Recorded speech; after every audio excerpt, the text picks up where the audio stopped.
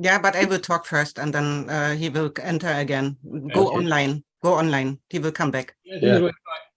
We are online now. Good. Hello, and I warmly welcome you to our 32nd webinar and the first webinar in 2023 by the Academy of Space Renaissance International. I wish you all a happy new year and I wish you all a happy new year in peace and without corona or any other illness. And I wish peace, it's my personal wish in the world, in our families, in our private connection, and also to have inner peace. My name is Sabine Heinz, and I'm the person responsible for our webinar series and one of the vice presidents of SRI and also responsible for our art chapter. On this January, 9th of January, I'm really delighted that you all have come to us, to join us. And I would like to ask you to put us in the chat where you're watching from. I really welcome you. And I would like to welcome our special guest today. It's Madhu Tangavelu from the University of Southern California. And he's also a Humboldt lecturer. Welcome, Madhu. Yeah. Yeah, thank you all. Can you hear me? Yeah, yes. We can hear you. And can you see my slides? Not yet. I will introduce you first and present our as a guest.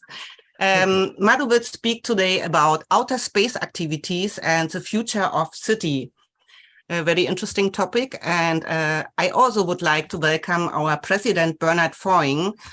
Hello, Bernard. Yes. Hello. So yes, so welcome and best wishes for an amazing new year 2023, year for space, for peace, as you mentioned, Sabina, for discovery, for progress in technology, always for working together and expanding our knowledge, but also our activities beyond our cradle planet. So this is the wish. But of course, a year of good health, good energy, and doing some project all together. So I can only wish you that. Last year we have been under a very busy year in terms of exploration, but also in terms of Earth activities, which are not doing so well.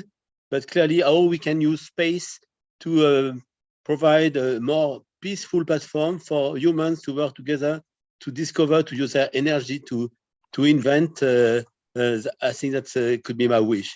Now, I would like also to say I'm very happy to have Madhu Tangavelu with us, as we have been together in a number of events. I remember he organized quite recurrently some session as an International Space Development Conference, and I had the pleasure to talk at some of the sessions that he organized.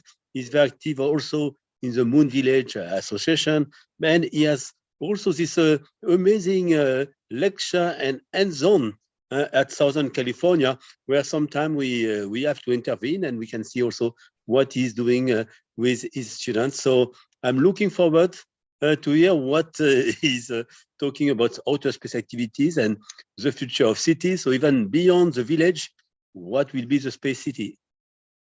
Thank you, Bernard. And last but not least, I would like to welcome Adriano Ottino. Adriano is our one of our vice presidents and former president, and one of the founders of SRI. Hello, Adriano. Thank you very much, Sabine. I'm very happy that we are having this first webinar of 2023. So I want to make my best wishes, many wishes for this year that seems to be very interesting from the point of view of space. I was just watching on one of the NASA live stream that they are putting Starship 24 again on the booster. For this time seems to be a full test of the 33 Raptor engines of the Booster 7. And maybe we will see the first orbital flight in a not such a distant day. So what better wish for 2023 than to see the first orbital flight of the first 100% reusable space vehicle. So Madhu, I'm very happy that you're here. And let me introduce our guest before you give him the floor. Yeah. Madhu, before I give you the floor, I would like to introduce you to our guest.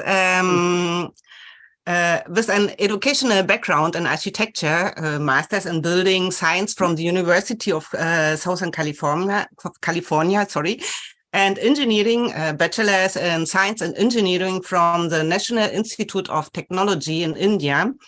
Madhu Thangavelu conducts the ASTE 527 Space Exploration Architectures Concept Synthesis Studio in the Department of Astronautical Engineering and teaches the ARCH 599 Extreme Environment Habitation Design Seminar in the School of Architecture at the University of Southern California.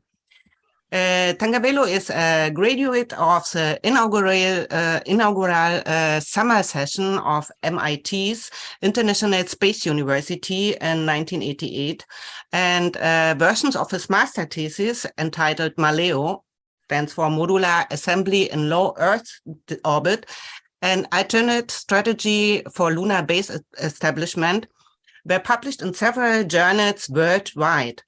And his areas of expertise include architectural design synthesis, space architecture, space system engineering, and lunar base design. He is the North American coordinator for the International Moon Village Association and is a director of the National Space Society, NSS, and also the NSS Vice President and liaison for NSS India. So Madhu, the stage is yours. We are really looking forward to your lecture, and you have to put full mode. Also, yeah, start your lecture. Thank you for such a gracious introduction, Sabine.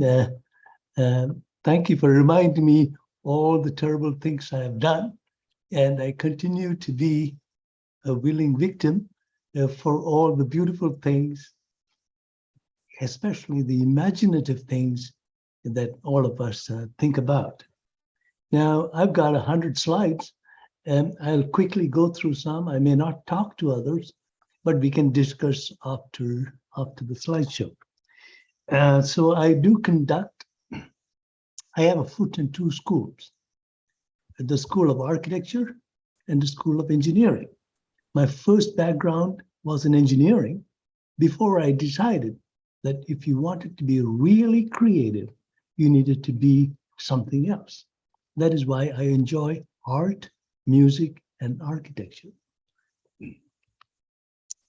So today, let us explore a few things. Can you put the full mode? Oh, it's not full mode. Is that good? No, yeah, yes, no, it's okay. Thank you. Thank you so much. Okay. So for today's talk, let me sprinkle a few ideas that start with philosophy, something about what we call space architecture, and a few things that are happening in the world. And we'll end up with some more thoughts on my mind as of last night. So first, I want to thank all of you for this opportunity, and to my good friends, Bernard, whom I've known many years. I don't know if he remembers me, but remembers me from the time we first met in Hawaii in the early 2000s when Steve Durst was in charge of the International Lunar Conference. And that's where I think I first remember Bernard as a musician first, because he likes to play the guitar and the violin, so I know him, and I enjoy music myself. But anyway, so then I also somehow managed to see Adriano's interview of Greg Mariniak, who was one of our lecturers at ISU in the beginnings of the International Space University. So I know Mariniak family very well. So we are all in one tight group. So let me continue with the contents. First, most important thing that I learned after many, many years is that visions and dreams don't happen overnight. It may happen to some people, but it doesn't happen to a lot of us. It begins with a deep sense of need and understanding. It begins with what we would call philosophy. They create these visions that happen in individuals sometimes. And we cherish those visions. They turn into the policies of governments, of nations. And then they assign it to people like us who imagine what you can really build from these policies that nations create. And they become these architectures and concepts then go through rigorous engineering details before they are realized. And again, it's a feedback loop because the engineers and the architects will tell our policymakers that some things are possible and some things are for later and some things such as sheer daydreaming. Keep that in mind. The most important thing about the things we do is why we do something before how and what we do it. And I think there are many, many lecturers talking about this. So it's critical that the why part is where the policies of nations work together to find out why we do what we do, not only in space, but on Earth, underwater, any place. Why we do something is more important than what or how we do. It is the foundation on which what we do happens. So why do we do some of these things in space? And just coming to the latter part of the 20th century, we have some heroes. And they include Elon Musk and Jeff Bezos. John Marburger was the Dean of Arts and Letters in our school at USC. Joseph Campbell, whom we know as the mentor for George Lucas and all of the Star Wars story that we cherish. And I would also add there is a newcomer, and that is not so newcomer, but that is James Cameron with this Avatar series. And there is Freeman Dyson, who is no longer with us, a wonderful person. And Frank White, whom you all know. I think he has lectured to SRI. And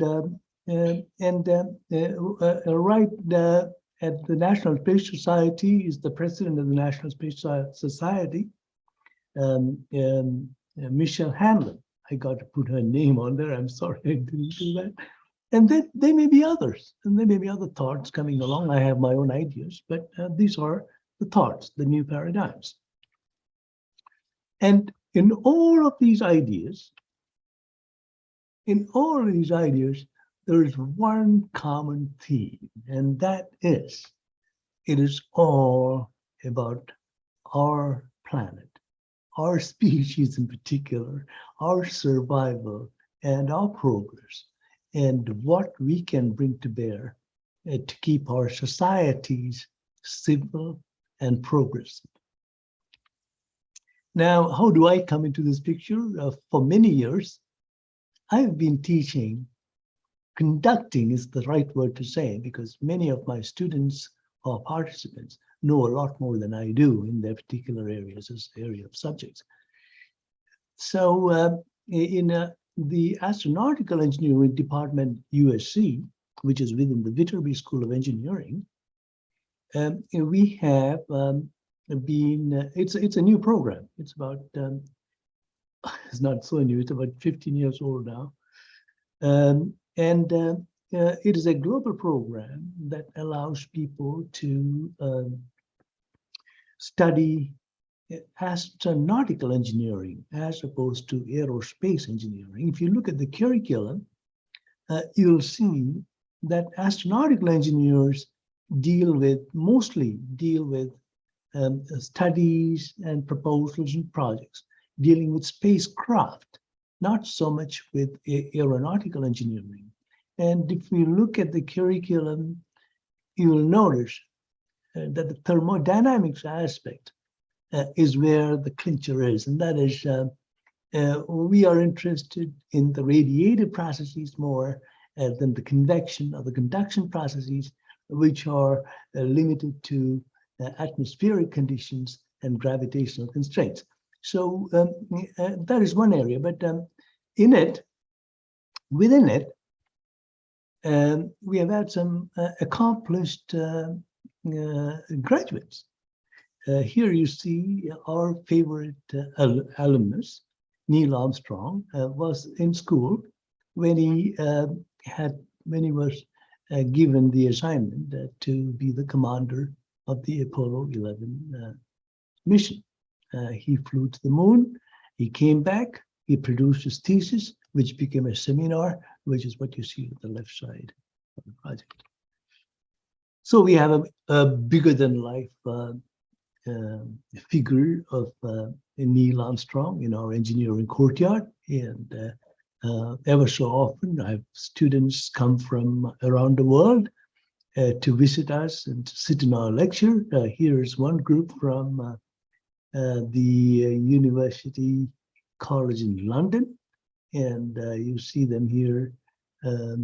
They came in an advanced statistics class. I don't think they appreciated that very much, but it was a day of launch statistics. It's very important. But here you see them after the class. So within this the nested program is what I teach, and it is a class. The raison d'être is: can you spring in the minds of engineers ideation, the idea that you can think of new and creative visions? That is it. That is the theme and the purpose of this class. How I do this is magical. We invite people who have had ideas, creative ideas in any branch of science or applied science, engineering, but mostly focused on human space flight. If I can find the people, in transit, people who come in, we talk. And no holds barred. I want my participants to imagine new visions. There is no penalty for being right or wrong, because we know from the history of human spaceflight, there have been many, many, many great ideas that never, ever saw the light of day. And so that is not my idea. The idea is to engage the creative faculty, which we all do. We all have this faculty that we use in engineering, that we use in other fields, like daily affairs, living, romance. We are very creative. But when it comes to the laws and the principles of physics and engineering, we put on our blinders and we become slaves of what's gone before us. So I want to avoid that and make people more free to think about the future. We don't pay attention to NASA. We don't pay attention to the policies of nations.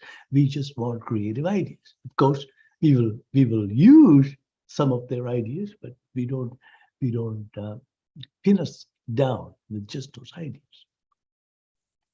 We have very good friends in the group, and one of them is none other than Moonwalker, Buzz Aldrin, who lives close by, and he is a constant supporter of the class. You're looking at an image of our finals at our class. We are well known for having the fewest students and the most audience to visit our reviews. Here you see faculty members from USC, doctors, lawyers, engineers, trial lawyers, accomplished launch managers, doctors, aerospace car people, private space company engineers, the whole bunch of people, Boeing, Lockheed Martin, they all enjoy our class. So we enjoy it. I call it the funnest course in town. So that happens, this happens in the fall, and in the spring, like now, I am the target in the School of Architecture, where architects pose the very hard questions about the human predicament, not paying attention to space, but they want to know what technologies, what things can they absorb from all of the different areas of investigation. And architects are well known for being integrators and synthesizers, bringing people together and making things happen. Here you see my class, and it's an e pluribus unum group of people because they come from all over the world. You will see, here you see this interesting person, Barbara Belvisi, who was at the IAC in Paris last year. She's a wonderful, creative person. My own professor comes in to visit. SpaceX people are there, Navy people. DOD is always a good contingent in our class. So we follow what's happening there. People from Istanbul, India, China, Korea, Thailand, Japan. And there's one person here, Melody Yashar. She's with ICON. These are all the people who come to class when I do the architecture class because they have an architectural bent of mind. What is space architecture? Space architecture is really about the design of human habitats and human environments in alien places like the moon and Mars and so on. You're probably familiar with many of these images. My own ideas that caused a lot of problems within the university was when we proposed an idea to build a moon base in Earth orbit and fly it to the moon. And this is what caught the attention of the engineering community at USC. And since I had done work in engineering before, they quickly pulled me in to create the course that I'm teaching now. Robotic construction is a big thing. I recall going up to a faculty member and suggesting that we should apply for a grant way back in 2010. And lo and behold, NASA was fascinated by this idea. And if you get a chance, look up Baruch Koshnevis, who is a faculty member here. And we proposed the idea and we won back-to-back awards to think about additive construction. And the end result, after 4 years of work, is that we could not arrive at a particular or specific idea on how we could use additive manufacturing to build any base anywhere. It would be a helpful technology, but please don't put all your eggs in the basket of additive construction. People are building structures now on Earth and lots of activities going on, but we don't quite know how it could be the panacea for everything that we want to build on the moon or Mars or beyond. These are some space architecture ideas that you'll find in our book, which is being prepared for its third edition now. You'll see Mars ideas, you'll see moon ideas, you'll see lunar landing pads, and yours truly, you will see walking around in the desert wearing pajamas like this. You know, these are all interesting things that we do. When I get a chance, I like to sit down with artists and imagine the future on the moon and elsewhere. Here you see the United Nations headquarters. This was during the Clinton era. I recall he had an idea to propose things for the year 2000, and this was my contribution, to which I got a beautiful handwritten letter from President Clinton. So these are things that generate ideas and visions in the minds of people, who then take on to make it into whatever they want to. So ideas have legs. Here you see the idea that we can put together, those were the days of CD-ROMs. So we thought you could put a lot of CD-ROMs with all of humanity's thoughts and ideas that now we can put down in one or two chips, you know, giga bytes of memory. But now this was done in the year 2000. And here you see the idea, how would you save it in case of a micrometeorite impact? You'd bring the whole time capsule, if you want to call it that, down into the surface. Of course, we also know that the moon, Mars, and so on are not protected much by an atmosphere. The moon has none, Mars has little, and micrometeorites can impact anything and everything on the surface, not to mention radiation and other problems. So we have studied the idea of using lasers to vaporize small showers of meteorites. And so this is what space architecture is about. Now, for those who would like to go look at it, I would recommend that you go to our site and look at all the crazy ideas we've been thinking over the years. And I hope you will look at everything, particularly the Planet Moon project. The 2021-22 sites will come on shortly. This is a little bit dated, but take a look at it and see. In the past few years, I think probably Bernard knows more than some of you. We have looked at how we can evolve what we have done in the past 50 years, from Apollo on to Artemis now, and there were different concepts that came out of the class. You can look at them here.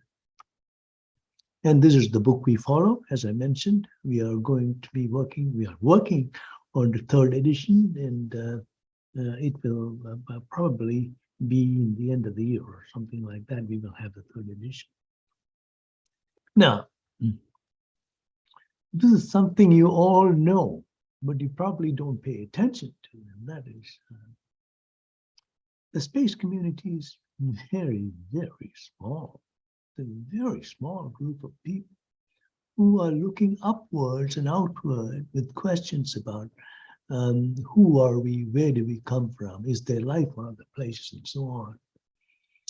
But architects are people, and all of humanity, you depend on them for their buildings, their shelters, the environment, and they're always looking for solutions towards Earth. What can we do on planet Earth? And that is why I get targeted every year when I go to the seminars, conduct a seminar in the spring right now. And they all want to know, what can you do for the billions of people on planet Earth while some of us are flying out to the moon and settling Mars and so on? And that is what engages the nations of the world too. They want to know where the resources are, what they can do, what the future holds for them, what is the promise for their children, and so on. Now, just do a thought experiment here. What do you think will happen in 2050? We know the population will grow. We know there will be many, many more cities with many different peoples from different parts of the world. Energy, food are critical issues in our not just prosperity, but in our survival. And so we know also that there is increasing wealth among the nations of the world. And we also know that pollution and waste are a problem. While we are thinking about space, all these things are happening. We are biased in the United States about thinking about the United States, but much of the world is happening in these regions that I show on this inset here.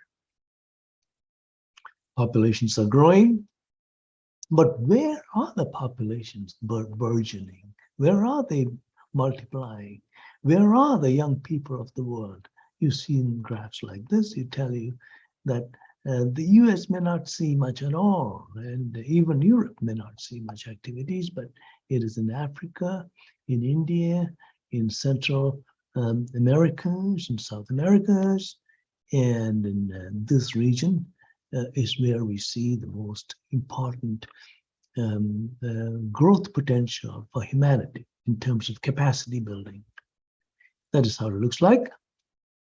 Population is going up, but there's a lot of debate about how we will plateau and then probably come down the slope before the year 2100, but these are debatable. Energy consumption obviously will go up with the population around the world. And we also know that the most industrious parts of the world are also experiencing the most number of pollutants. And there are satellites that we use to monitor them in real time, which means we know these things are happening really. They're not part of a proposal or fiction, but you will see that these things are happening in real time. And these things are important because things like PM 2.5 affect our populations, our children, their health, their breathing abilities. And now we also know pandemics are not folklore. It happens, and it's taking a toll on our species in particular. So we know about population, we know about resources, we know about pollution, and then we also know that energy is probably the most important criterion in which the development and growth of economies and populations are based on. So we are doing everything we can to make energy, but also to make clean energy. And this is a debate about what is the kind of energy production method we should employ. We know that solar is playing a big role. We know that there are talk about fusion energies being available out of California, where the experiments were done, and ongoing experiments in that area of fusion. But we also know that nuclear power is important, particularly in the current climate of things happening right now today. We also know that if you look at Europe and the Mediterranean area, that there's tremendous amounts of activities in connecting different ways of harvesting and delivering energies. And this is happening all over the world as well. In the US, we have connected our grid around the continental United States, and we even have extensions to Canada up to the north and Mexico to the south. And perhaps in time, South America will also be linked to those kinds of energy balancing needs. And of course, from space, there's a great deal of talk about using space-based solar power. And you may have heard that Caltech is now working on a very interesting project dealing with space solar power. I want us all to be thinking about this. Is beaming energy only an idea for space? I think there are applications on Earth too, how to beam power and use it. Nuclear power is coming online, and you know what? Modular, small nuclear power has been around for a while in terms of discussions, proposals, prototypes, and now we are fast approaching certification of small nuclear power plants that can be embedded in townships and have a tremendous impact on decentralization of the energy grid. It is happening in tandem with the idea of integrating power and energy grids all over the world. Then, in terms of food security is very important. With it comes potable, clean water. And over time, we have become better. We know that we are getting better in food security, particularly in some of the critically important nations for the world. We also know how to grow food in new ways. You probably heard about vertical farming and so on. But we know that we can improve the yield and have been improving the yield since Norman Borlaug. And in India, there was Dr. Swaminathan. We've been growing food. We've been intensive cultivation of foods over the years. And it is showing promise that we can easily provide food resources, even in very small areas of land, using new advanced technologies that we also are starting to think about using in space.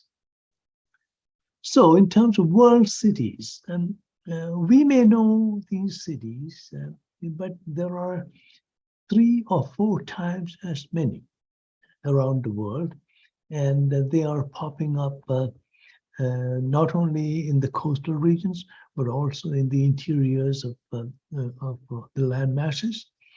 And we expect this steady growth to continue for the next few decades, where we will see many more new cities.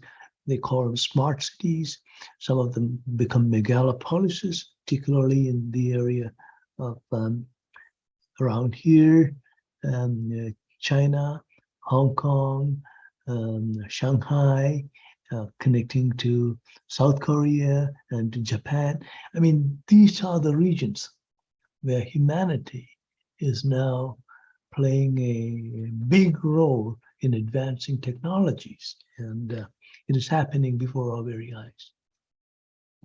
World travel will be impacted by hypersonic flights, people wanting to go from place to place quickly. Right now, as you can see, the nexus is in Europe and in the US, but over time, we can expect this to happen in this region too, and the skies will be full of vehicles flying in and out. And we think that space can play a role in clean transport of people and cargo and goods as well. And of course, as my good dad would remind me over the years, people are growing older, not only in the nations that we are used to, I mean, what we call the developed economies of the world, but all over the world, people are living longer thanks to advances in medicine, in space medicine, and in technologies relating to health. And as this shape changes from what used to be in the 1950s to the shape of the ogive that you see here in 2050, we will see a lot more gray hair among our population. And with it, all the city structures and the infrastructure needed to support the needs of the older, but also healthier people. But all this, is, I've often heard said that prediction is very difficult, particularly about the future. But we still like to think about what the future might hold. Now, I want to bring to Adriano's attention that there was a young gentleman in the early 20th century. I mean, there are even now futurist architects in Milano and parts of Italy whom I follow. But there was a young man by the name of Antonio Santalia, and he was a fiery young man, architect, and accomplished in the visual arts and drawings. And he said, 1914, 100 and some years ago, he said, as the new cities develop, the street will no longer lie like a doormat at ground level, but will plunge many stories down into the earth, embracing the metropolitan traffic, and will be linked up for necessary interconnections by metal gangways and swift-moving pavements, people movers. 100 and some years ago, some people are uncanny in the way they think about the future. It cannot be accident. These are some of the drawings of Antonio Santalia. I had to sit in critiques in architecture school where they showed us how to draw with pencil and paper. And here you see his images. And these were copied later on. If you look at German architecture in the 30s, you will see. And then it was copied again into the international style and copied again into the Beaux-Arts movement and so on. This is the young man right here. Unfortunately, the politics and policies of the world led to World War I, and he lost his life very young, I think 26 or something like that. And again, he says something in his manifesto. He says that impermanence and transience, things will endure less than us. Every generation must build its own city. And this, I remember just driving down the street from here to Los Angeles and back. You'll see that if you drove, if you were driving those streets 10 years ago, you wouldn't recognize any of the buildings because they pull them down, build new ones. That is called transience. And this is happening now. Of course, in the 1950s, we had an architect by the name of Frank Lloyd Wright who thought that buildings have to go up if we want to densify the populations.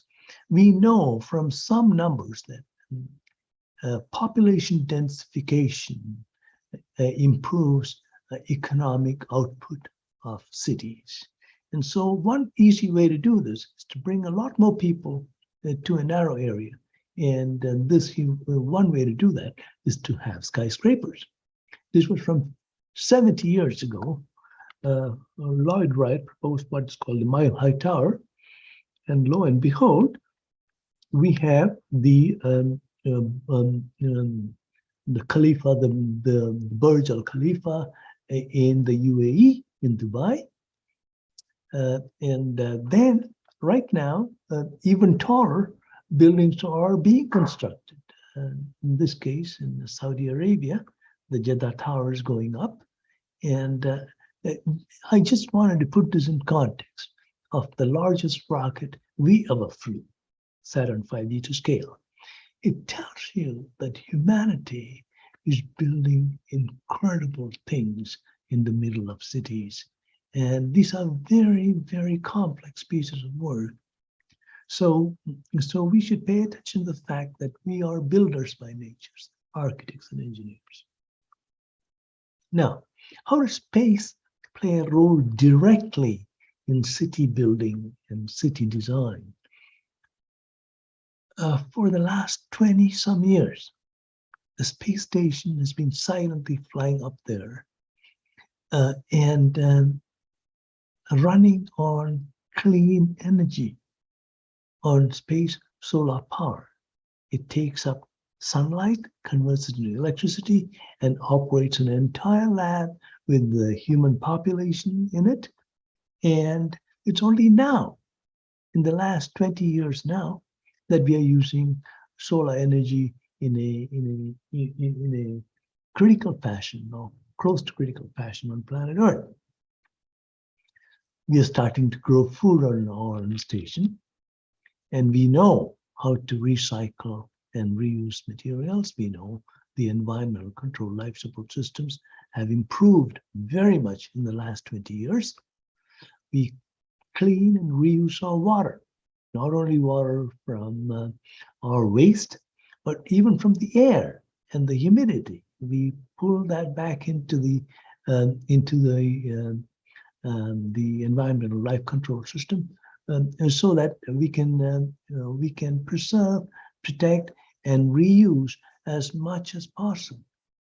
This particular system is now evolved to take care, to recycle up to 92 to 95% of water on station, compared to 2 to 5% of water we convert and reuse on planet Earth. We have a long way to go, but space is directing that for us. And of course, information is the key to progress.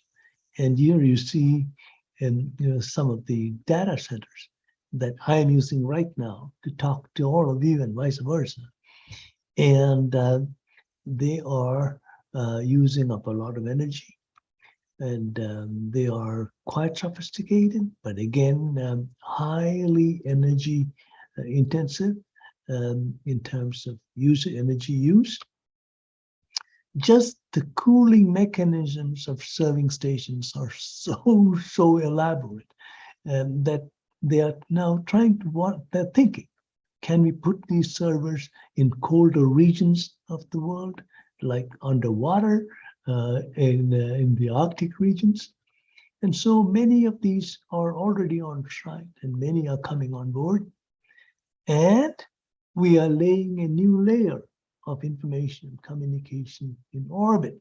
Right down the street from us is SpaceX. And yesterday we had people over here talking about their future.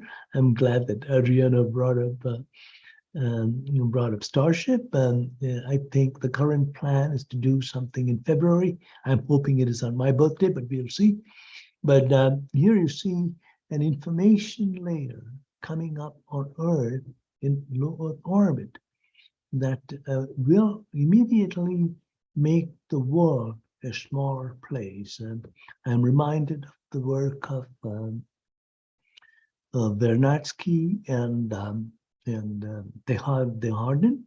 They all talked about the noosphere, the mind sphere that globes, that completely blankets the globe. It is happening.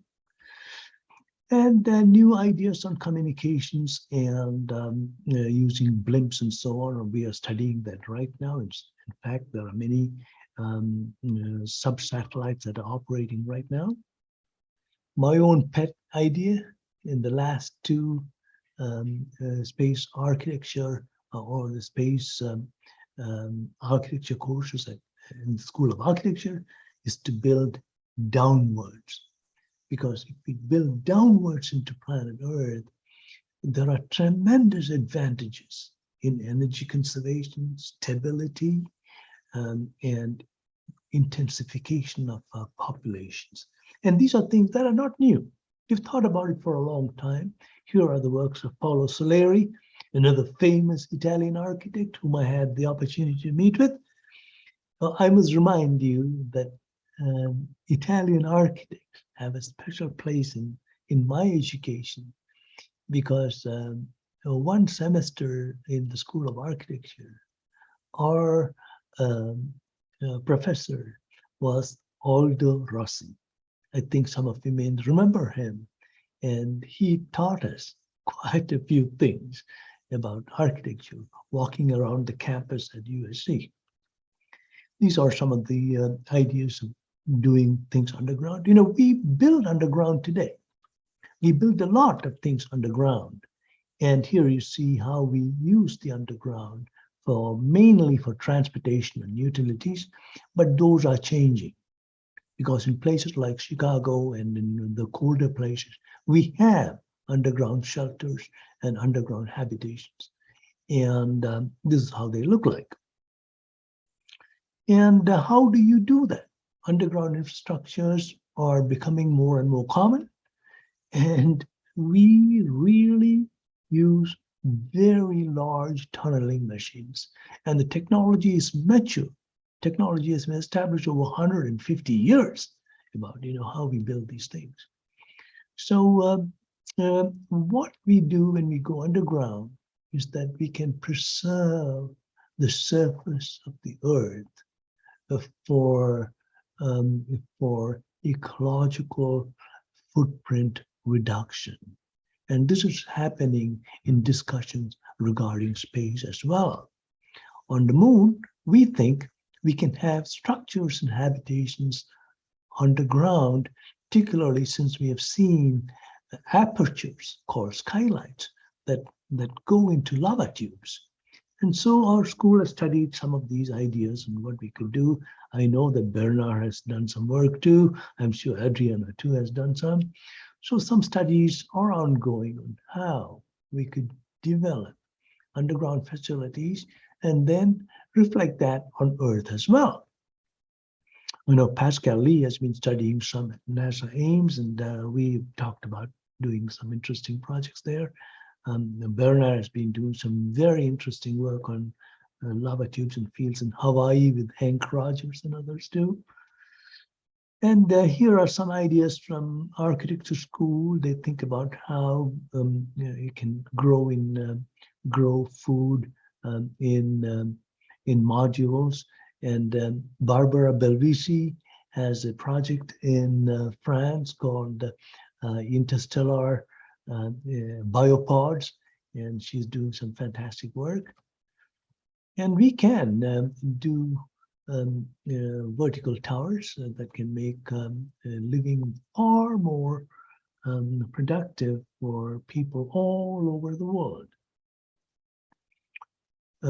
Here are some more studies on how tunneling can be used in underground structures and the different sections of tunnels and how they are used now. Right now, as we speak, huge tunnel projects are happening under the oceans in Norway, in Sweden, and those places. So these are not visions, these are realizations of things that can happen. And these images are meant to densify Mumbai, the old Bombay that you know, because there are tremendous promises in economic activities there. Of course, travel can also be supported by human spaceflight, and that is why I think one of the arenas in Starship, one of the groups working on it have to deal with how flights can emanate from, and in a matter of minutes, people can fly from one point on Earth to the other. So now I feel that maybe I did not show you any of the new city designs, but that is under wraps for now. And I want you all to be thinking about what the future can hold for us. So in conclusion, energy consumption is going up. It will go up into exajoules and petajoules, but we want it to be clean. And I think we have peaked oil, and fossil fuel, the slope is downward trending now, and non-fossil fuels and clean fuels are going up. I just put this slide in to tell you that, you know, the Committee of Parties have been meeting for many years. And the Paris Accord started the ball rolling in many areas. Then last year, Glasgow, the Cairo COP 27 was not very pleasant. And I think it was also the forerunner of the Glasgow conference, also where there were some problems. So the important thing is we get together and talk about it. But some of the arguments are weak, like loss and damage. I don't know, I won't debate this on this platform, but I think technologies, space technologies in particular, are changing the way humanity thinks, humanity perceives, how humanity feels when their species elsewhere are suffering. And that is a sign of refinement, of sensitivity. And communication, the idea that you can take a little object like this over here and put it to your head and talk to somebody across the world and tell them this is happening to us. It is stunning in its impact on how the world is approaching species survival and species progress. And all of you know what happened when the cell phone was the cause of the Arab Spring. So I want you to think about this a little bit, balancing philosophies with real life. But we shape our environment, literally. In fact, architects and engineers have a big role in this. We shape our environment. Thereafter, the environment around us shape our behavior and shape how we behave as a civilization. This is true through history, will continue to be true through history, through the future, and we hope that it will be a glorious future for everybody. So now, what can we do today? Not propose anything that can change our trajectory and make our future even more glorious. We can produce clean energy. We know that. We can produce clean water. We know that. We can minimize pollution. We know that. All of those things will make our ecological impact smaller. And that is important because nature, one way or the other, is telling us that the last 200 years of industrialization have caused tremendous damage for us, moving from even the Holocene, which is a geological term, to the Anthropocene, which is a human term, that humans are causing changes to geology, geological time, and geological eras. So we need a new paradigm, and it's already happening. We're becoming a more sensitive species, we're becoming more refined, and the UN Sustainable Goals tell you that we are doing this. And all of those will make for more beautiful cities. James Lovelock, who passed on last year at 100 years old, had these things to say about climate change. He said, I've always said that adaptation is the most serious thing we can do. And you know what? Space technology is about adapting the humans to a new era of life and living, productive living. We know that we can do all of these things. There is a whole new ballgame in town called artificial intelligence. And architects of all people are starting to visualize using the artificial intelligence agent. I have my own package on this machine called Stable Diffusion. And it's amazing what it can do for you, except that, again, it is only a tool, and tools can work in different ways, some for the good, some for the bad. It's up to us to do the right thinking about the glorious future for humanity. With regard to lunar activities, these are some of the parameters which make us a more sensitive species. Because if we do anything on the moon, as we are starting to realize now in Earth orbit, we quickly mess up things if we are using the principles of the past. So we need to think about new ways to do these things. And here is the UN Sustainability Goals. Every one of them have a space component aspect to it. And I'm surprised that the United Nations have these goals and we are still lagging behind in pushing the space agenda forward to the United Nations. Now, there's a term that goes around, which all of you are probably familiar with, and it's called sustainability, as the United Nations claims. There are many kinds of sustainability. There is economic sustainability, there is political, cultural, and the most important of which I think is coming up to us in this century is environmental sustainability. You must all take a look at the work done by Johan Rockström in Europe, and you will see that in some areas we are very, very cautious, we are careful, but in some other areas we have wanton problems and causing trouble for planet Earth.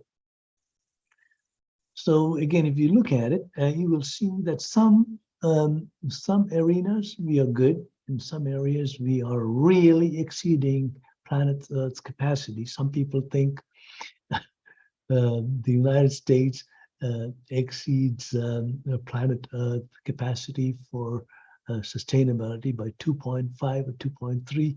We need 3 planet Earths to sustain the way we live. Some people think Europe requires two Earths to survive, and we have to study these things. So urban sustainability and environmental sustainability are very closely linked, and we know this now from the way we have built buildings in the last 50 years. You will see some of our papers at the IAC meetings from the last few years. AIAA meetings to have this paper. The arc towards using space for humans in humanity directly on planet Earth, making us a cleaner species. Some books. Oh, the recent book that you want to take a look at is The Routledge Companion by Ecological Design Thinking. About 70 or 80 authors from all over the world combined to produce essays, and you may want to take a look at that book. Our book for our studio appears to be The Moon, as I mentioned. A book that all of you may know about or have not yet looked at would be The Operating Manual for Spaceship Earth, written by the polymath Richard Buckminster Fuller, who used to live close by here. And he said some fascinating things. He's another seer like Antonio Sant'Elia, who looked straight and clear into the next century, the century we are in, to tell us what is happening and what's going on. I hope you will take a look at Sandra's book to see what space architecture are about. And Brent Sherwood and Scott Ho, who are close by here, have a book.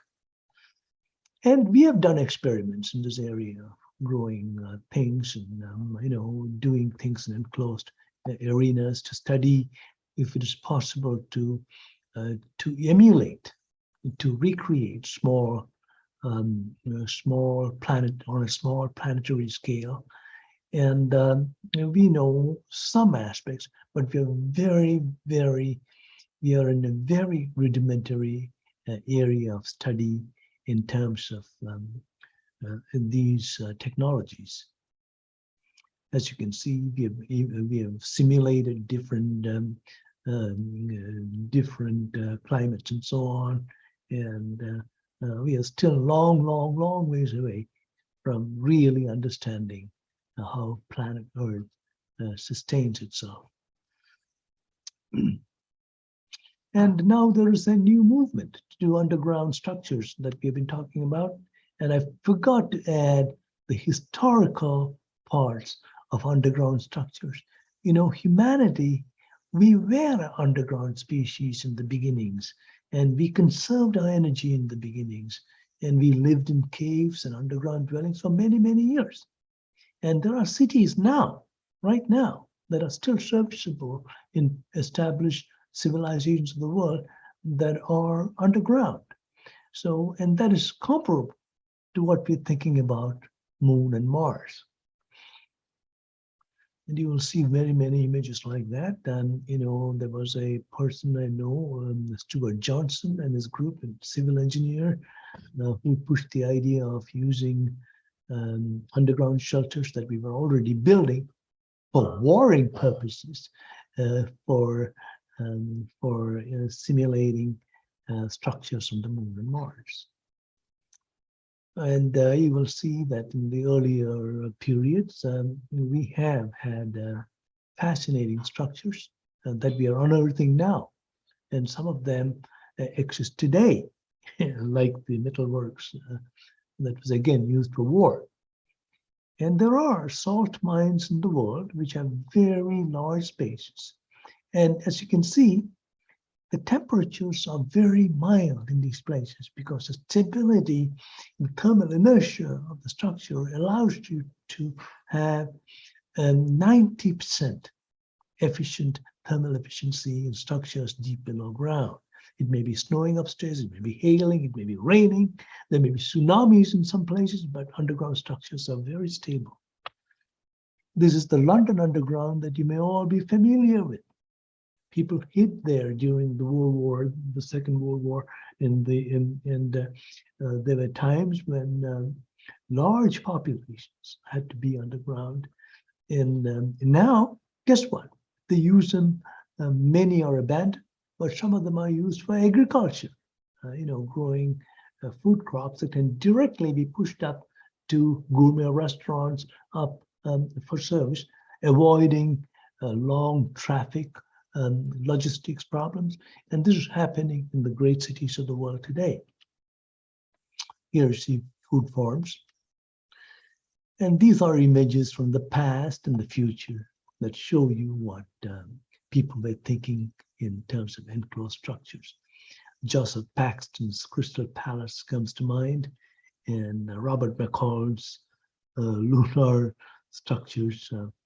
Hopefully these will be on or inside of lava tubes and not exposed to, and perhaps even under what we called, Paul Spudis studied some of the areas on the Moon and thought there are extremely large spaces in volcanic domes that could service large cities. These are some of the ideas. Now, I'm going to tell you about all that we have done on the Moon to date. There are so many projects that have gone on, and now the new wave is coming on thanks to SRI and MVA and NSS and all of those citizen groups. And just a few days ago, I got this image. It's a most beautiful, spectacular image from the South Korean Space Research Institute. And this is an image that just came down, shows the Earth in the background. And I know that the Moon Village Association has an idea to put a payload on the lunar surface to take an image like this, but to have it in real live streaming so that people can see what the planet Earth looks like in real time in dynamic colors and view. And I'm hoping that this will happen sooner than later, and that SRI and ACES and other groups will also push the agencies to do something like that. Now, I will leave you with some thoughts.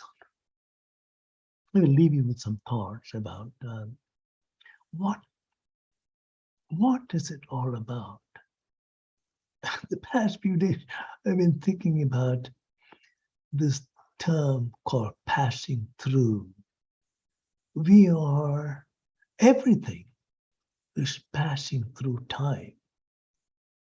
I know we're talking space-time, but that's a different thing as a technical term. I'm talking about just click, click, click, click, time. We're passing through time. The whole universe is dynamic and moving at extremely rapid velocities.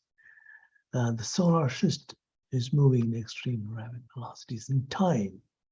And we know that just looking at our tiny galaxy called the Milky Way, we have a 230 million year orbit in which this is the time scale in which we make one revolution. And in that period, a lot of things have happened. The problem that we study as youth is that everything is static, but nothing is static. Everything's moving and at tremendous velocities and energies compared to what we wield on planet Earth. Comets, for instance, fly at anywhere between 50 and 100,000 miles an hour. We don't do anything in that speed, except maybe at CERN, where we have particles moving at those speeds.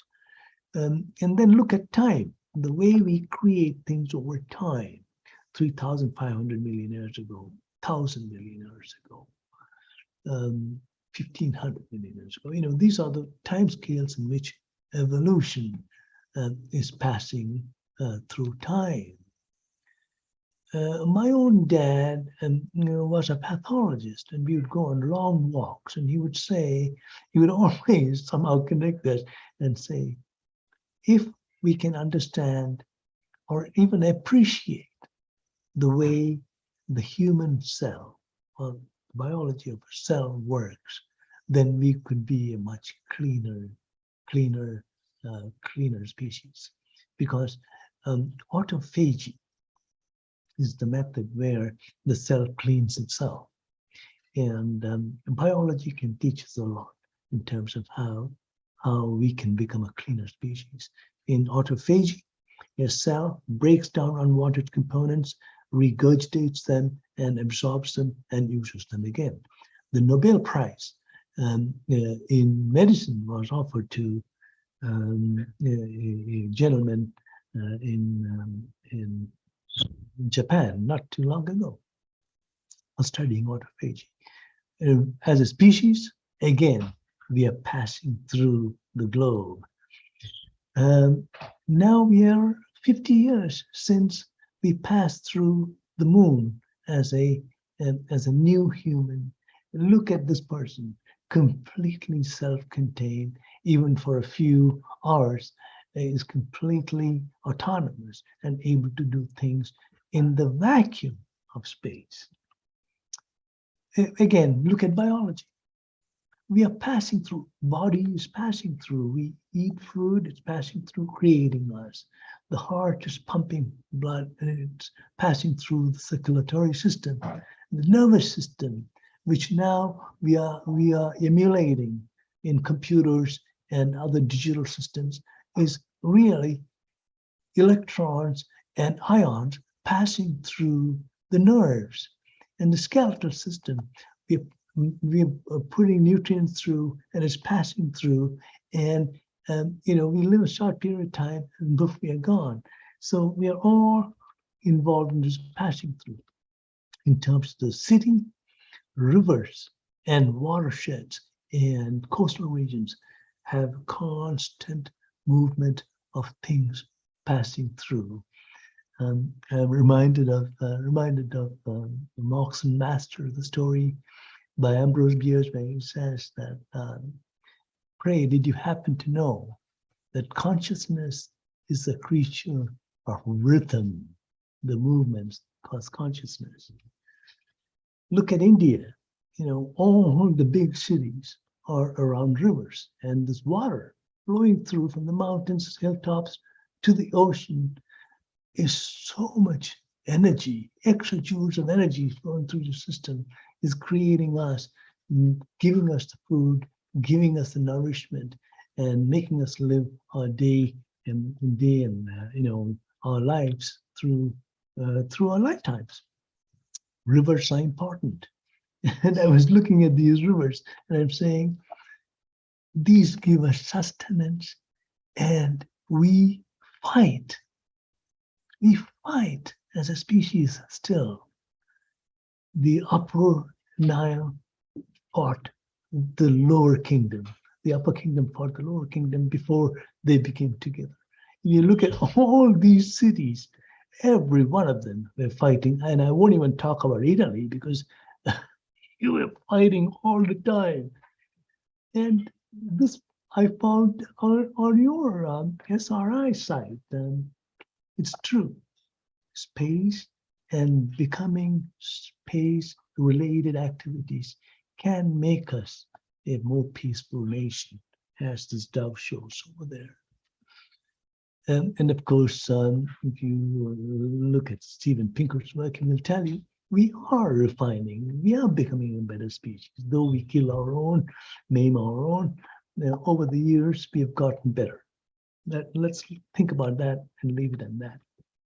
Cosmopolitanism is happening, and we are becoming a more sensitive species, but I only wish we could accelerate that process. We are united by our biology and our biosphere. We are on planet Earth. Nobody leaves alive, you know that. And it's all connected through this infosphere that some people like to imagine as the noosphere that I mentioned before. But it's all aided by benign technologies that we create. You know, some people in their minds have this idea that humans are a benign species, and we are a noble species, and that we respect everything and our species as well as our biosphere. And I like to think space technologies will do that for us. This is the artwork of Robert McCall, whom I met in the 1990s in Washington, D.C., I recall. And E pluribus unum is the motto of the United States. Now, again, back to Buckminster Fuller. He is the person who coined the term spaceship Earth. And he had some tremendous ideas about how people could be more conscious about. He would say we could move from warring to living. And it's a very interesting talk. And then Marshall McLuhan, who said that on spaceship Earth, there are no passengers. Everybody is the crew. I think it's very interesting because McLuhan, as you know, is the person who mentioned the medium is the message. In our times, the cell phones and information is the message. And to conclude, it is all about planet Earth. At the end of the day, going to Mars, my own favorite place is Titan, but and Enceladus. But I think it's all in the end, as T.S. Eliot says, going full round circle and coming back to understand, to appreciate what we are about. You know, Buckminster Fuller, in his short, tiny little book about operating manuals for Spaceship Earth, says the most important thing about Spaceship Earth is that the book didn't come, an instruction book didn't come with it. Guess what? We are writing, space architects are writing the instruction book for cities on planet Earth. There are several connections. I think some of you, I'm so happy to know that SRI is connected to MVA, the Moon Village Association, which had our annual symposium in Los Angeles just 2 months ago. It was beautiful. The next one is happening in Japan. I hope all of you will accelerate to make that even better than what happened in Los Angeles. And then ACES is doing some fantastic things. The International Space University is paying attention to all these activities that we're doing. And of course, as an observer at the United Nations, all of us have some things to do there. The NSS important, as I mentioned before, the Planetary Society, the Moon Society is doing some wonderful things. We hope to see you at AIAA, IAF, and the AIA conference. The IAA conference is the planetary defense meeting in Vienna, planned for April. And I'm hoping that all of these works, one way or other, distill into the G20 meetings that will happen in India this year, as well as the COP28, which will happen in Dubai this year. I want to thank all of you for the talk. I'm happy to take some questions, but this was a beautiful gathering at the IAC where I got to meet your president and your founder. And, you know, it's always wonderful to see beautiful, beaming youngsters, because they really are our future. And with that, thank you all. I'm happy to take any questions if you have some. One more time, thank you, Bernard. Thank you, Adriana. And good luck with all the things you do. Yeah, thank you so much for this very informative and interesting lecture. I thought you were joking when you talked about 100 slides, but I think you made it true. But nevertheless, it was very interesting, and people in our audience were very interested. And yeah, Ena Larsen, so I would like to say first of all that we have people watching from Qatar, from Reunion Island, then from Pasadena, California, from Norway, from Qatar is good. So it's a global group. That's good. Yes, from all over the world. So it's really, really nice that we had so many people watching here. And Ena Larsen is asking, what about underwater cities? Yes, indeed. You know, I think you may have known there's of course, NASA has conducted and continues to conduct some underwater habitats. There are some wonderful discussions on what is happening now right by Santa Catalina, which is an island just across from the bay where we live here. Are some underwater facilities for the agency. But in terms of larger, architects' missions are always much larger than these tiny experimental modules. And there are many people around the world.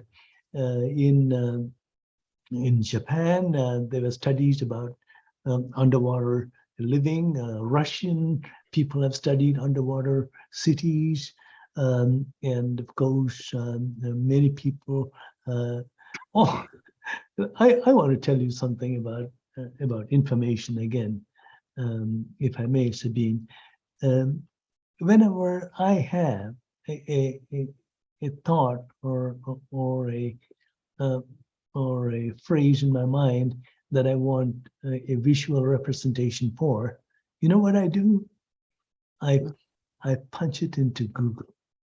And there are more than you can absorb. Of course, you have to use your rational mind to see what works and so on. But the first most important thing is to be able to see what people are thinking. And there are a lot of underwater designers, yes. images. Can you stop sharing the screen so then we all are seeing? Or maybe just on the screen, a comment. On the screen, you can see two of our young lunar explorers as well, Serena Croti, Kiran Gautam. So they are very active in many aspects you have mentioned. One is an architect, the other is a space biologist. And Serena is also now our press officer for Moon Mars and Eurospace Hub. And you have also on the slide the head of communication of the European Space Agency, Philippe Witkens. So you see, you're in good company. And what the slides show at ISC, it's very global. We try to have a good gender balance as well, thanks to these young ladies joining us. And so we have a program, Space Renaissance, Moon Village Association, IAF, where we try really to be very inclusive. And I think that that's also a very important aspect to get everybody on board. So you mentioned also Buckminster Fuller and McLuhan.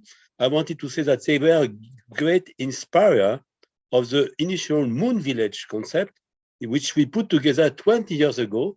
We were inspired by McLuhan's vision of the Earth as a global village. And that's why we gave the name Moon Village to our project, how we expand Earth Moon for including everybody. So it is also illustrated by this slide. Yeah, now you can stop sharing the screen. I would also like to mention that we have people watching from Oaks, California, Thousand Oaks, California, and from the Netherlands, and also from Portugal. So we were really, really very international today. And Dennis Rivero says he also thinks a lot about Titan, and Daniel Tweet is asking, can we use digital twin NASA tech to harmonize the watersheds of Earth? Can you repeat that, Sabine? I got the watershed, but can we use digital twin NASA tech or technology to harmonize the watersheds of Earth? I'm sure we can. You know, it all depends on the fidelity of your digital twin. You know, I think it was Grandpa Einstein who said that when you build abstract models, you are straying further and further from reality. And I see this in our class as well, because when students think too hard, they forget some of the fundamental parameters. And you know, the way you solve that, at least in the real world, is you build several models and see what the failure modes are. I'm sure there are many, many digital twins for different aspects, and of course, all it needs is refinement over time. We can produce extremely high fidelity simulations using digital twins. In fact, in human spaceflight, we can simulate a lot of things without ever starting to build. Good question. Yeah, thank you. Adriano? Okay, Adriano, the next one. Yes, okay, of course, it's a great presentation with so many pictures, and so I think the visual thinking is very important to represent concepts, because having an image, we have a better understanding of what we are trying to say and to understand, and so on. A general comment is that, yes, you gave us an idea of what could be the future of our urban spaces, of our cities, shapes on Earth, and so on. And you connected this with the sustainable goals of the UN, and also with some vision of what we could use more space on Earth going underground. And Einar Larsen added another comment about going underwater, to make cities underwater.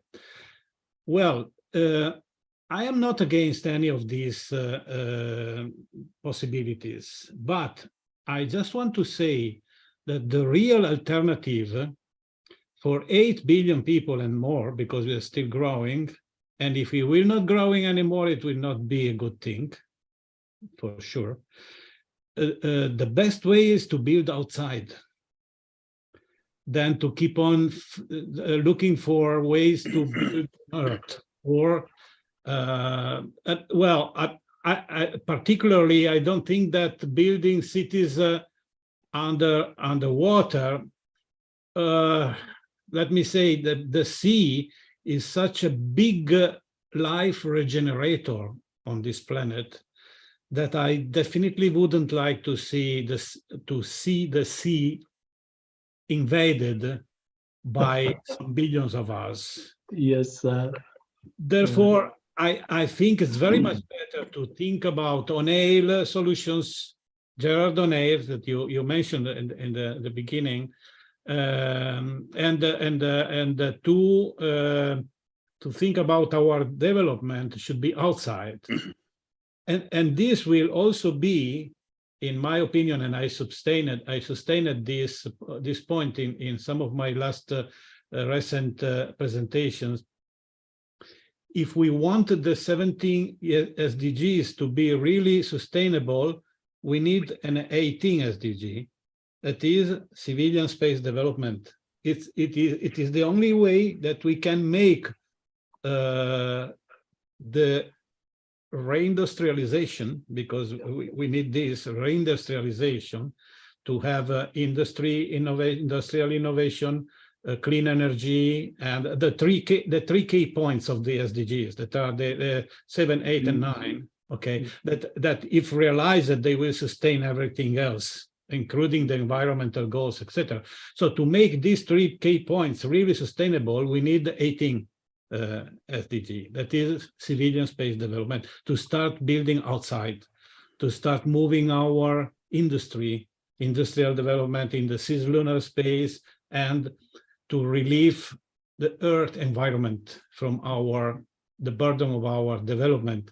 So I think that we should harmonize this view, this expansionist view, in our future. Well, you say that you don't want to make a prediction of the future because it's very difficult, of course. But however, when we try to shape the future, to design the future, I think this should be our leading concept, the development outside. I don't know, what do you think about? Well, you know, I appreciate your view that we should expand, and I'm reminded of Freeman Dyson telling me one time, and I think he has put it on in some of his works too, that you know, astronomers have looked out into space for years and years, and they don't see anything but pitch black and dark, and everything is so quiet and cold. Maybe our mission should be to make it green and beautiful, so that we can live everywhere. And I've always mentioned, Adriano, that you know, space and the beautiful bounty of extraterrestrial surfaces is an act of freedom. You know, people who cherish the vast expanse of thoughts, of ideas, of creativity, of building things. Space is the expanse in which you can do these things. But the most important lesson that we are learning now, right now as I speak, is that we don't want to mess it up, because right now what we are doing in low Earth orbit is untenable. And we already know this, because if you ask astronauts on station, they will tell you that they hear pings sometimes of little objects hitting the Whipple shield. And that is not a good sign, because we have to become a cleaner species. And, you know, Mother Nature, to me, Adriano, with her silence, speaks tones of volumes of this. It says that you're responsible now. You know, if you mess up things, you are right on target to be the first problem, and will be eliminated. And this is what Elizabeth Colbert says in her book as well. And planet Earth knows how to take care of herself. We have to become more conscious. And what space teaches us, at least in this talk I delivered now, is that we can be 100 times to 1,000 times more efficient in our resources, as Buckminster Fuller says. We can also be very effective at using technologies to become more sensitive. And that sensitiveness aspires not only to the volumes we occupy, but to the friendliness and the neighborliness of our species, because we don't know what other threats can happen. Joe Pelton has a book on cosmic hazards, and he talks about maybe we'll get hit by a rock, but we surely know that a burp from the sun can wipe out all our assets. So all of these need to be balanced, but it's important to think about these things. And I fully appreciate some of your writings, because I read them and I know that humanity can be a far more cleaner species if we replace economics with environment as the priority, and perhaps also spirituality. It is something that you wanted me to talk about, Adriana, but that'll be another time, because when we talk about spirituality, we mean Western spirituality. There's an entirely different class of thinkers in Asia. Maybe another time we can talk together with Giulio Prisco too. Sure, yes. We can do another webinar. I have some more questions in the chat. Okay. Dr. Anaita, Right. Dr. Anaita Nesami is saying, homes today arose from our tribal and agricultural beginnings. How will habitats and homes change as we expand as a species to live and work on extraterrestrial worlds? Communal living? Communal living, yeah, good point. Communal living is not a bad thing. There was an architect here in Arizona from Italy, Paolo Soleri, and he had this idea called Arcosanti. And I went there, looked around it, and his principal theme again was we can live in much smaller spaces and in much more tighter densities. And space capsule is 5 cubic meters. You can sustain people in it with the service module for weeks on end. The station is not very big, and we can keep people alive in tight spaces. A few days ago, I was reading about the Japanese capsules that they have, the capsule hotels that they have in Narita, where you can go take a night's sleep. It's just enough to contain you like a coffin, but you know what? We are able to do a lot with a lot less, and that is also the theme that Buckminster Fuller and others have brought up in the past. If you look at the Victorian era of the 18th and the 19th century, that caused the Marx and Engels revolution between the working class and the nobility. And there are many, many parallels in how we wish our species to be more sensitive to what we do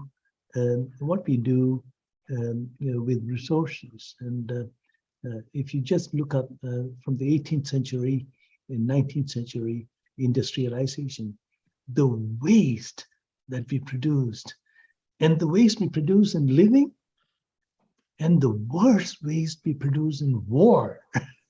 There's a professor in Stanford that says that warring is ingrained in our DNA, and we can't get over that. I think it is a thesis that must be exploded, destroyed, and abolished if we have to become a species, because if a glorious species, and again, Buckminster Fuller says we can change that because he believes in providence, that nature wants us to be better. And I am on that. I am on that school. Yeah. Wow, the chat is running over here. Many people say thank you for the nice speech, interesting speech, and was mind-blowing and breathtaking. And Daniel Twett says he may have been a near neighbor when he lived in Rancho Palos Verdes, 1976, 1918. And hopes to connect with you on LinkedIn. And he is asking, doesn't sustainability need to be upgraded to regenerativity? And he also is asking, I will put it together even if it has not to do with each other. And he also is asking, how about Russian cosmism? Also 2 questions. There's more questions, but I take this from him. The last part was Russian cosmism? Cosmism, yeah, it's a new aspect. I've always admired the Russian cosmism, the Russian philosophers, and and Marxism. The theory is impeccable. It is in the practice of humanity that things go awry.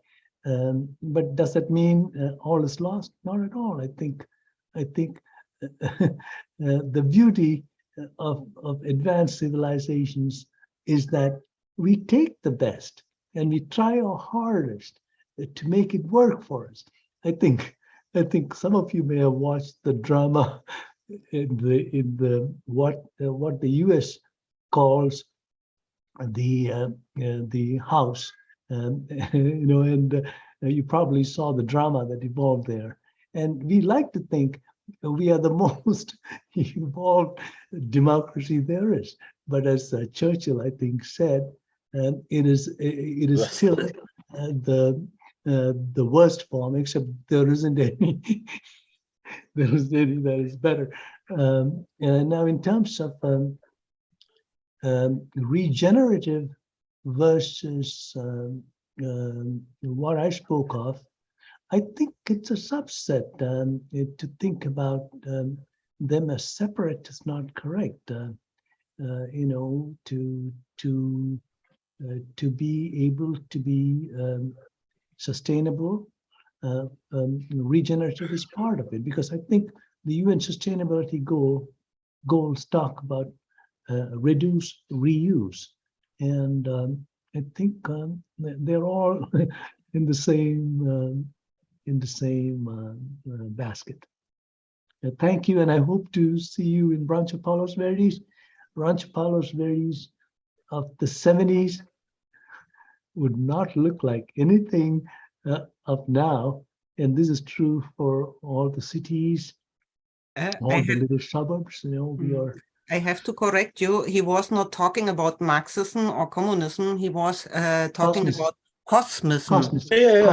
Yeah. Okay. And so I fully agree with the Russian philosophy of cosmism, and I always associate Homo sapiens cosmicus with Russian cosmism, and I fully agree with this thinking on what our purposes are.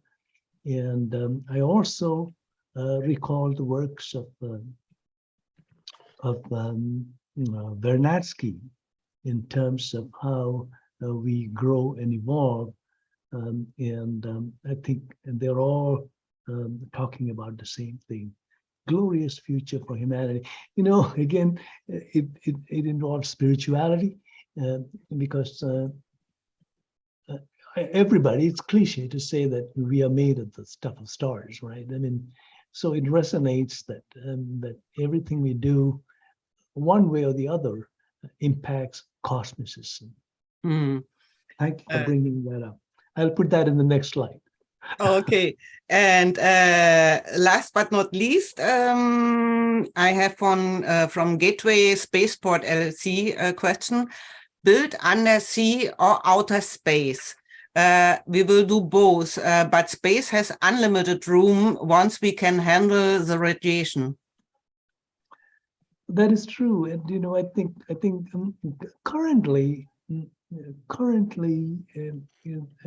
the way everything is approached is through economics, and we saw that played out recently in the orbital mining arena, where there were some companies that were floated, including in Luxembourg as well, and here in the U.S. By well-regarded engineers. They wanted to mine the asteroids. So then our colleagues got together, including NASA's new associate administrator for long-range planning.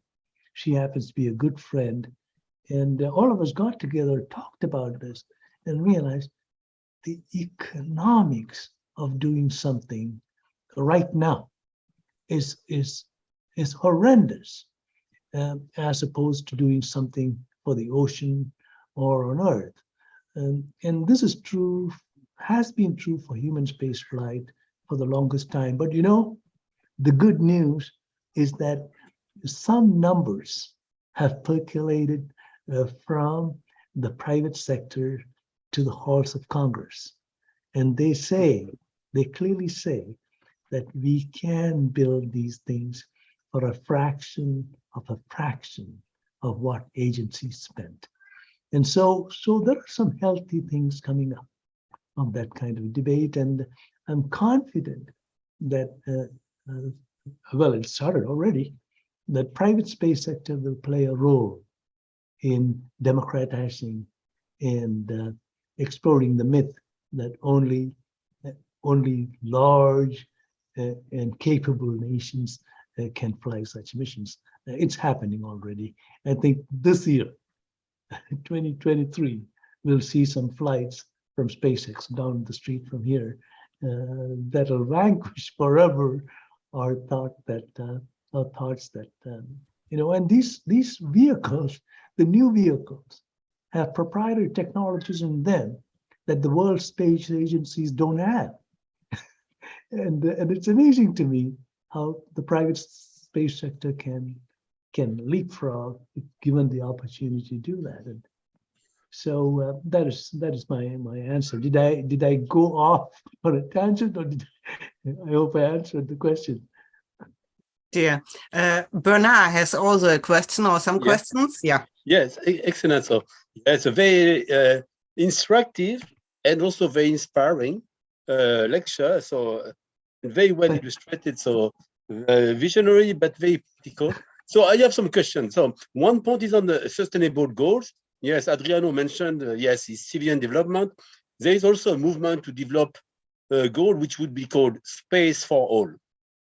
That's right. Yes, this I wanted to mention when you said everyone, yeah. Yeah, space for all. Now I would like to come to a question is, you were focused really on humans, but there is another threat, which is a threat to biodiversity, to preserve, other species, to our ecosystem.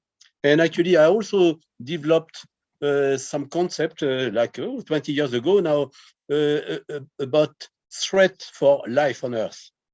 From asteroid impact, cyber catastrophe, we could have also a virus attack that could affect many species, climate also. And so we worked on the concept of a Noah's Ark on the moon. Yeah, so, and this would start with the biology, where a laboratory where we could have some of the species, preserve some DNA bank, a laboratory where we can eventually reconstruct the various species on Earth. And we work also on the concept to preserve the cultural heritage of humankind, of an Alexandria library on the moon, a system that would preserve the knowledge that we'll have to establish. And in case of a giant catastrophe on Earth, we could send back some of this message back to us. So I was wondering, on your vision, what is the place of what we do for biodiversity, for other species, what is the role of humans in terms of stewardship of the ecosystem? So that's my first question. And my second question would be about smart cities. I love cities, but also countryside. So I see one French writer said, the only problem with cities is that they are not on the countryside. Huh? So now we can have concept where we bring nature into the city. You mentioned vertical farming, even up and down. So we can have a smart city, but also a city where nature could have a bigger role. And in case we need also to go outside the city, if we want to see the Milky Way, which is also, you know, the way we connect with the cosmos. But so, how would you see how we integrate more nature into the smart cities? And now a challenge for you and for all the organizations that you mentioned. So could we build a kind of prototype of a moon village or a city on Earth where we can apply, you know, at our scale, some of this concept we want to develop for the moon, that for the moon to live together, but Noah's Ark as well, but where we could integrate also an ecosystem. On the moon, it will be also very important. You will need to bring some oasis of life there, and to do that also in a way where we bring partners from various countries that maybe are in competition, yes, but that could work together in a peaceful solution. So first question, biodiversity, how to bring nature into the concept, and could we put a plan of action where we build a prototype of a moon village on Earth? I think both of these points are interesting. You know, Bernard, you know that every nation has seed vaults where they preserve their own, you know, staple foods, particularly. And the one that I remember, the one that is very popular is Svalbard in Norway, in northern Norway, where they have a very large seed vault that is meant to preserve these very important crops, and they do that. So I think that question is very important for all of us to understand that without water, without food, without land, we are in deep trouble. Now, we also know that plants, when they were introduced, even on Mir Station, had a spiritual value to it, a psychological value to it.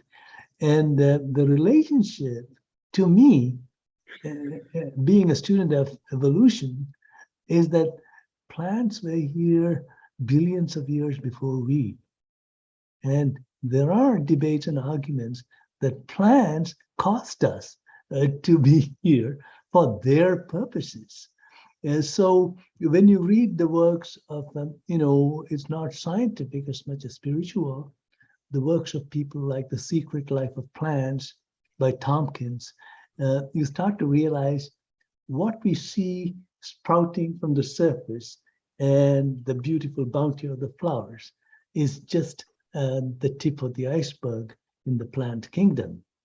And I was writing this note to somebody, I think it was to Wheeler at Kennedy Space Center.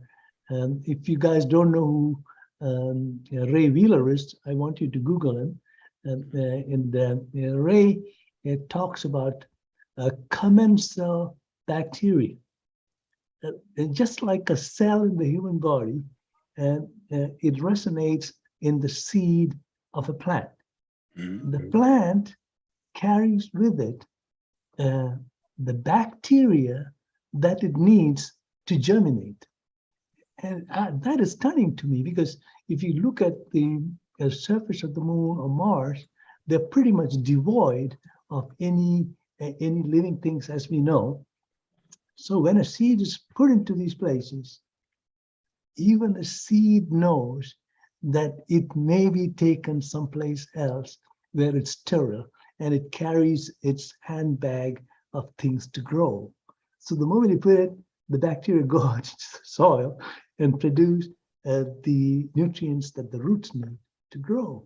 And so the spiritual aspects of plant life are extremely important. And we need to think about that, which brings me to analog studies. Bernard, I know you've done some very interesting work there. Many people are doing it. Jennifer Heldman is doing it at NASA Ames. NASA Johnson has done it for many years. And it's a critical area.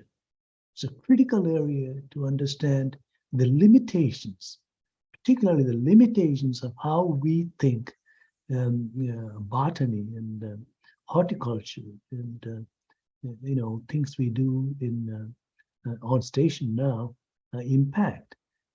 Phil Sadler was involved along with Gene Giacomelli at the University of Arizona in building the food chamber in the South Pole McMurdo Base. And once it went into production, people were spending more time in the food chamber after work than any place else, because that is where they were able to connect with living things that don't shout back at you. My dad would take me early in the morning into the garden, and I'd be sleepy, but he'd say, look at this plant, it's saying hello to you. And I'm going, oh gosh, give me 5 more hours of sleep. But nature, the way we are becoming more sensitive, I think, with projects like I showed, the Eden project in Cornwall. There are many greenhouses. I enjoy going to the greenhouses here and looking at what plants do. So plants are very, very special. And analogs are the way to do them. And there are architects, particularly the one in France, Noel, you may know, started producing a lot of greenery inside and outside of structures. And that's caught on among architects to make new and interesting interiors that are more green. And it has an effect on our psyche. Mm-hmm. And also we have to see how this can be applied, in particular in areas of the world, those which with a big growth of population, where there will be also more mega cities developing, to see how we can help them to adapt some of the technologies. There are some space technology where you can reach a yield of crops growth, which are a factor 40 more than in normal condition. If you use LEDs and other environmental conditions, smart growing. So how you see using some of these space technologies also for growing countries, as for emerging countries. Yeah, absolutely. The ESA project that all of you did along with Barbara Imhoff and the group at looking for the ISS Eden project. I mean, it tells you that we have the technologies. I used to blindly believe that plants needed sun some of the time, and some of the time it needed rest. All those are highly tailored for different kinds of organisms and plants, and some of them need more light at certain seasons, certain times, and plants give out oxygen during the morning, but they absorb oxygen during the night. And there are many things that we can learn by instituting them in real projects like analogs and studying what happens. Yeah, and there you need the expertise of scientists, engineers, but also creators and artists. Sure. Yes, I think Sabine would agree with that. Landscape designers. Yes. Yes. I would like to say thank you so much for taking your time for us, and also for the to the audience to stay with us all the time. Thank you, Adriano Bernard. It was really an amazing evening, and we really enjoyed your lecture, the discussion, and everything. It was really, and we would be happy to welcome you again. I think we have a lot more to talk about. Yes. And thank you so much. And our next webinar will be in 2 weeks. And we will have, just a second. Ricardo Campa. Ricardo Campa, and he will talk about astrosociology. Oh my God, it's late here at night in Germany. And the date will be on the 23rd of January. Oh, Yes. great. 23rd of January. I want to mention to all of you that the International Space University, this summer session will be looking at future city, and so when I see things like that, USC has a program that is started just this spring. It has to do with future city, and I can already tell when ISU takes the subject up,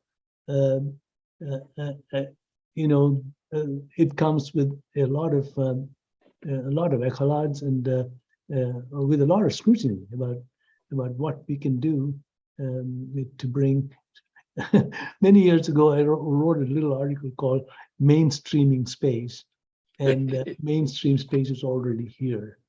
And I thoroughly appreciate your work. Tom Matula just sent me an email saying future city. I don't know if he was listening, but I think what SRI and MVA and ACES and the Planetary Society are doing are vital to the direction of global space agencies, because at the end of the day, they are the big elephants in the room. They can use our valuable advice, and MVA has done an incredible job shaping the Artemis Accords, if I remember right, and I think all of us should do that, because my studio's first priority requirement is you have to imagine freely.